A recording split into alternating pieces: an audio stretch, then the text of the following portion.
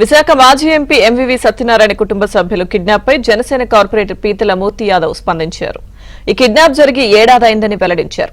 Kidnap పై గత YCP ప్రభుత్వం ఎందుకు విచారణ చేపట్టలేదని ప్రశ్నించారు. కిడ్నాప్ వ్యవహారంలో నిందితుడు వెంకట్ కు 550 కోట్ల ఆస్తులు ఎలా వచ్చాయి, నిందితులకు విలువైన భూములు ఎవరిచ్చారు అని మూర్తి యాదవ్ నిలదీశారు.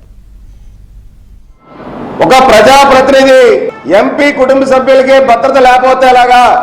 అత్యంత దారుణమైనటువంటి పరిస్థితుల్లో జగన్మోహన్ రెడ్డి ప్రభుత్వం పాలిస్తుంది.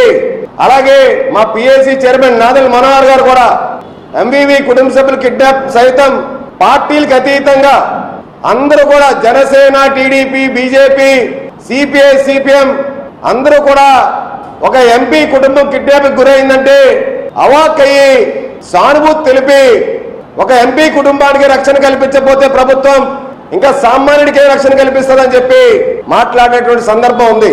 అటువంటిది ఏడాదైనా నేటి వరకు కూడా కిడ్నాపర్లు ఎందుకు కిడ్నాప్ చేశారు, దేనికోసం కిడ్నాప్ చేశారు, ఆ కిడ్నాపర్లకి ఎంబీవీకి ఉన్న సంబంధాలు ఏంటి, దాని వెనకాల ప్రభుత్వ పెద్దలు ఎవరైనా ఉన్నారా, అప్పుడు ప్రభుత్వ పెద్దలు లేకపోతే పోలీస్ అధికారులు సహకరించారా అన్నది ఇప్పటి వరకు కూడా తేటతెల్లం కాలేదు. అందుకే ఎంవివి యొక్క కుటుంబ సభ్యుల యొక్క కిడ్నాప్ వ్యవహారం ఏదైతే ఉందో ఆ కిడ్నాప్ వ్యవహారం పునర్విచారణ చేపట్టాలని చెప్పి డిమాండ్ చేస్తా ఉన్నాము.